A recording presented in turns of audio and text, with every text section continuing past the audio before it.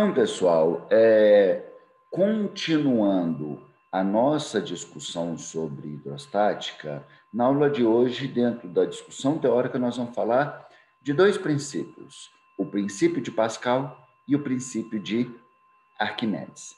Iniciando com o princípio de Pascal. O que Pascal determinou, que chamamos de princípio de Pascal? Ele falava o seguinte, que se eu pegar um fluido, vou pegar um determinado fluido. Espera só um segundinho que alguém mandou uma perguntinha aqui. Deixa eu ver antes de iniciar a discussão, para depois a gente caminhando. Sim, vou subir hoje, tá bom? Assim que terminar a aula, eu já subo tudo. Legal? Então, vamos lá. O que Pascal ele percebeu? Se eu pego um fluido, venho aqui, coloco um êmbolo, por exemplo, sobre esse copo, é uma determinada área, né, de aplicação, de uma determinada área sobre esse copo, eu coloco um êmbolo e aplico uma força sobre esse êmbolo. Se eu aplico uma força sobre esse êmbolo, eu estou aplicando uma força sobre uma área. Eu estou exercendo uma certa pressão.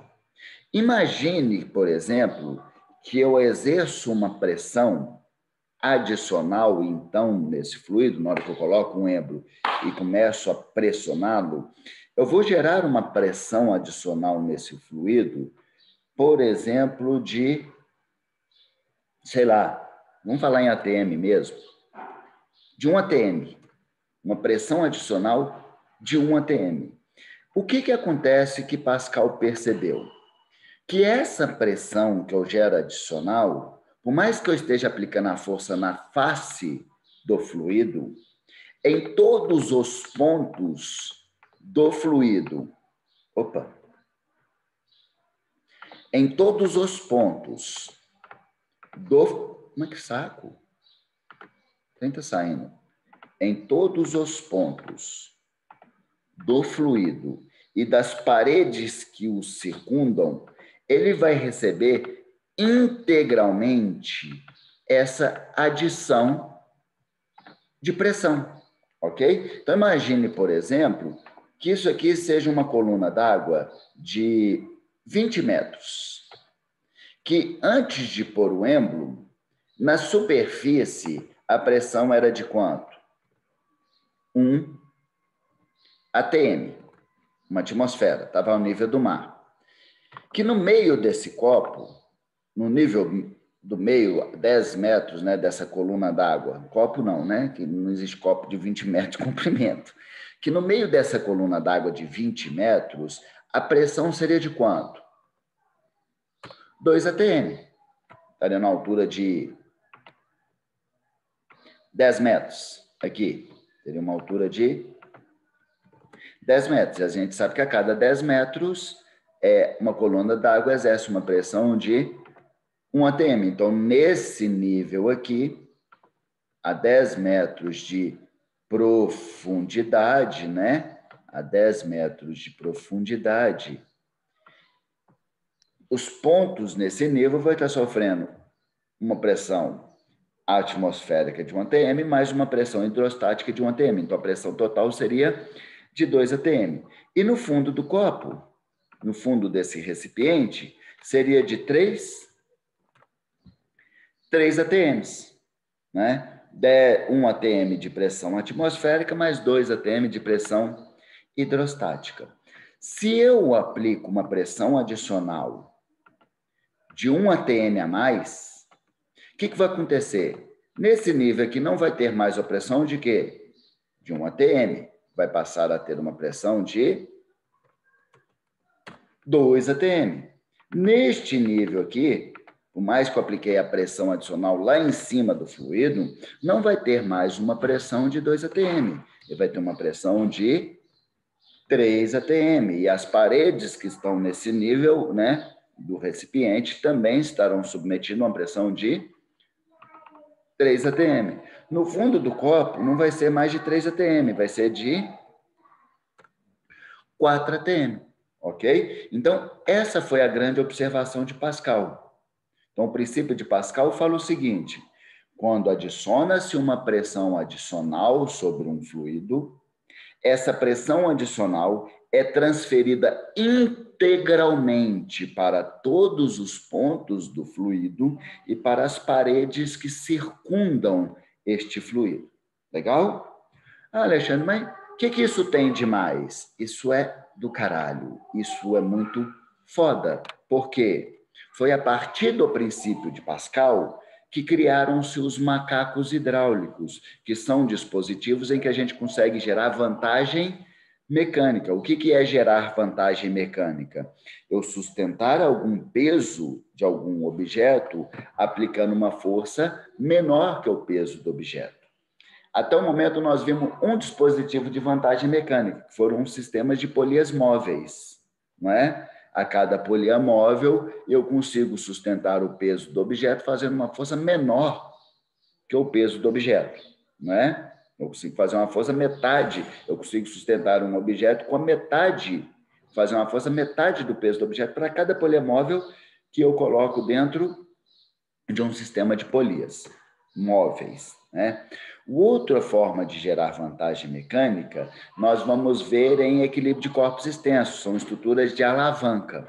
E o terceiro, né? O terceiro possibilidade de gerar vantagem mecânica são os nossos macacos hidráulicos, ok? Aqui está a representação de um macaco hidráulico. Como é que funciona esse macaco hidráulico? Ele é um sistema de vasos comunicantes que é preenchido de fluido. Nós colocamos óleo aqui dentro, não água, óleo, porque ele, além de ser lubrificante, diminuir o atrito entre os pistões que vão se movimentar aqui, ele não deixa que as paredes aqui oxidam, não é? Então, preenche esse duto de óleo. Só que esses vasos comunicantes, eles apresentam áreas de secções diferentes, beleza? Em que a área menor, que foi chamada de azinho, né? A área da esquerda, ela é menor que a área da direita. Legal? E aí, o que acontece? Nessa área menor, o cara vem e aplica uma força, que eu vou chamar de Fzinho. Quando ele aplica uma força sobre essa área, né? Quando ele aplica uma força sobre essa área, ele está exercendo uma certa pressão sobre essa área. Legal? De acordo com o princípio de Pascal, quando eu aplico uma pressão adicional em um fluido, eu gerei uma pressão adicional aqui neste fluido. Essa pressão é transferida integralmente para todos os pontos do fluido e as paredes que o circundam também. Então, na hora que eu gero essa pressão adicional, essa pressão acaba sendo exercida também aonde? Na base do pistão que está sobre a área maior, beleza? Então, eu posso afirmar que se foi gerado uma pressão adicional P na arinha, né? Vou chamar a pressão gerada em Azinho, é gerada uma pressão, essa pressão vai ser a mesma na área zona. Beleza? Então, eu posso afirmar que a pressão adicional gerada em Azinho, ela vai ser igual à pressão adicional gerada na área do pistão grandão, que chamaram de azão, a maiúscula aí. Foi? Beleza? Então, o princípio de Pascal mostrou isso, que independente do formato dos ductos, independente de como o fluido está condicionado, se eu gero uma pressão adicional, num fluido, em todos os pontos dele, a pressão vai ser transferida de forma integral. Então, o que eu posso concluir com isso? A pressão em A, ela foi gerada por uma força que eu fiz, que é uma força Fzinho. não é isso? Sobre a área Azinha. Essa pressão, ela vai ser igual à pressão adicional na área Azona. E se é gerada uma pressão na área Azona, é gerada uma força sobre essa área, que não vai ser uma força igual, porque as áreas não são iguais. Quando eu verifico isso, o que eu consigo concluir nessa história? Que existe aí uma relação diretamente proporcional entre a força e a área. Então, se a área é maior, a força gerada ela vai ser maior. Então, imagine o seguinte, que essa área maior seja 1000 vezes maior do que a área azim. Se a área é 1000 vezes maior, a força desencadeada nela será o quê? 1000 vezes maior. Então, por exemplo, se eu tenho um carro que pesa 1000 quilogramas e eu preciso sustentar ele a uma certa altura, eu tenho que sustentar ele com um peso de 10.000 newtons. Eu tenho que, para eu sustentar ele a uma certa altura, se ele tem um peso de 10.000 newtons, eu tenho que conseguir gerar uma força vertical para cima também de quanto? 10.000 newtons. Quem vai estar gerando essa força para sustentar o carro lá em cima no macaco hidráulico?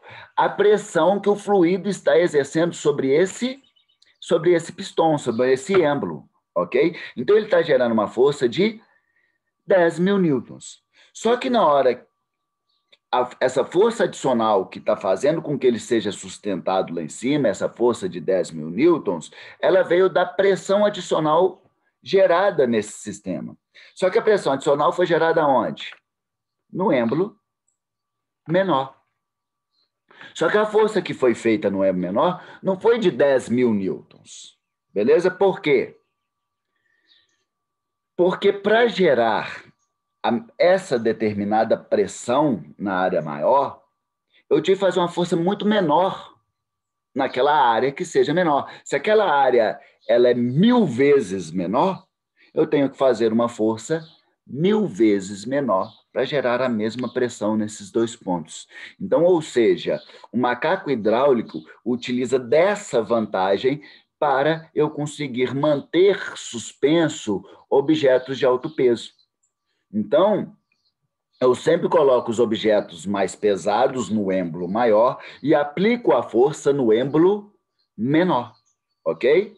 E aí, consequentemente, eu consigo fazer uma força menor para sustentar aquele objeto. Se o êmbolo que eu estou aplicando a força é 1000 vezes menor, a força que eu teria que fazer é 1000 vezes menor. Então, se esse êmbolo fosse uma área 1000 vezes menor, eu não teria que fazer uma força de 1000 newtons, eu ia ter que fazer uma força de 10 newtons. Que é a mesma coisa que segurar um pacote de feijão de 1 quilo. Então, eu estou sustentando um carro, fazendo uma força que, se eu fosse aplicar diretamente, seria a mesma força que segurar um pacote de feijão. Ok? Beleza? Estou falando em força, viu, gente? Não estou falando em valor, não. Se eu falar assim, dinheiro, o pacote de feijão está mais caro que o carro, né? Mas lá, beleza. Nossa, Alexandre, então isso é maravilhoso, só tem vantagem? Não. Tudo nessa vida tem prós e contra. Tudo tem vantagem e desvantagem. Qual é a desvantagem de quando eu gero vantagem mecânica? Normalmente é no deslocamento. Então, se a gente parar para pensar, em sistema de polias móveis, eu fazia uma força menor. Mas para eu puxar um objeto a uma certa altura, eu tinha que puxar o dobro de corda. Eu tinha que puxar mais corda. Eu tinha que deslocar muito mais corda para conseguir deslocar aquele objeto. Essa é a mesma história. Quando eu pego esse objeto, quando eu pego esse carro e tenho que levantar ele até uma certa altura, esse êmbolo tem que subir, ele sobe pelo volume de óleo que vai sendo preenchido nessa câmara maior. E aí ele vai fazendo com que o carro desloque. E o volume de óleo que sai da câmara menor, então o volume de óleo que sai da câmara que eu chamei de azinho, ele vai ser igual ao volume de óleo que chega na câmara azão. E volume, a gente sabe que é igual a área vezes a altura. Não é isso? Área vezes a altura. Então, aquele que tem uma área menor para deslocar o mesmo volume, né? O volume que sai de um é igual ao volume que chega no outro. O volume que sai da área do pistão, que tem uma área menor, para ele ser igual ao volume do óleo que chega na área maior, a altura de deslocamento vai ter que ser maior. Então, assim, a força que eu aplico é diretamente proporcional à área. Então, se essa área é 1000 vezes menor, eu vou fazer uma força 1000 vezes menor. Ok? Mas a altura de deslocamento, o deslocamento que tem aqui, ele é inversamente proporcional à área. Então, se a área é 1000 vezes menor, a altura de deslocamento aqui, o deslocamento que tem que ter do óleo vai ter que ser 1000 vezes maior. Então, ou seja, se eu quero que esse carro suba 1 metro, mas ele está sobre uma área 1000 vezes maior, esse pistão desse lado vai ter que descer quanto? 1000 metros. Então, o deslocamento é inversamente proporcional à área, ok? A força é diretamente proporcional à área. Legal? Aí, o que eles fazem? Esses ductos que são menores, eles criam mangueiras e enrolam essas mangueiras, né? Para que eu consiga ter óleo suficiente dentro dessa câmara para conseguir elevar esse carro a partir desse macaco hidráulico. Legal? Beleza? Então, essa é a base de funcionamento de um macaco hidráulico. Sempre lembrem que estrutura de macaco hidráulico, a força é diretamente proporcional à área, beleza? E a altura de deslocamento é inversamente proporcional à área. Se você sabe disso, você faz qualquer questão envolvendo o princípio de Pascal, macaco hidráulico, isso aí, tá? O próximo slide aqui, ele mostra um funcionamento, por exemplo, de um freio hidráulico. Nós temos falado muito aí de freio hidráulico, antes era só utilizado em carros, né? Hoje até bicicleta trabalha com freios hidráulicos. Por exemplo, quando eu pego a bicicleta, ela tem a manete de freio, né? No caso de um carro é um pedal, eu tenho a manete de freio.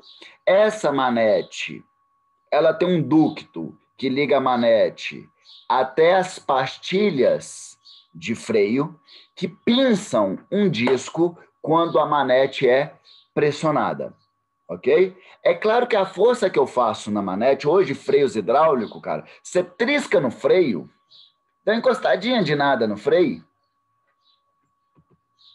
você deu uma encostadinha de nada no freio, tem de nada. Encostou, eu consigo travar esse disco de freio a ponto da roda nem girar mais e começar a derrapar, ok? O que acontece? Na hora que eu aplico uma força na minha manete, eu estou aplicando uma força nesse pistão que está exercendo uma força sobre uma certa área de fluido. Então, eu estou exercendo uma certa pressão nesse fluido, ok? E essa pressão exercida neste ponto da manete, ele é transferido integralmente para todos os pontos do fluido e das paredes que o circundam. Só que na hora que chega perto do freio, essa câmara aumenta muito. Se ela aumenta muito, ela vai ter uma área maior. Se exerce a mesma pressão, quanto maior for a área, maior é a força exercida. Então, eu aplico uma pequena força na manete. E, em resultado dessa pequena força que eu apliquei na manete, é gerada uma grande força nessas pastilhas de freio, que elas acabam o quê? Se deslocando e comprimindo o disco de freio.